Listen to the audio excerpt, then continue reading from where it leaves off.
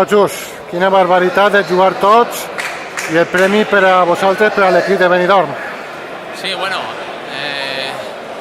la verdad es que al principio nosotros, bueno, yo vengo un poco caviloso porque en este trinquete no suelo rendir lo que toca, ¿no? No sé por qué no acabo de cuajar, pero hoy la verdad es que me ha salido una partida muy buena. Y nada, al principio ya te digo, hemos empezado a jugar la partida y igualada, pero lo que pasa es que al final pues nos hemos ido nosotros, ¿no?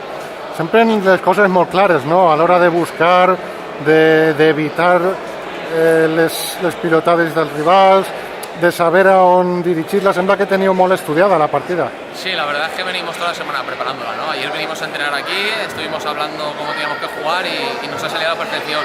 Teníamos que quitársela a Santi porque Santi aquí las mete todas dentro del palco y la verdad que nos ha salido bien la jugada y hemos conseguido ganar. ¿Alguna preferència per a la final, la contra?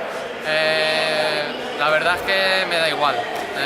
Nosotros contentos de llegar a la final y jugando a este nivel, que un pase tendrá fallo. Enhorabona. Gracias.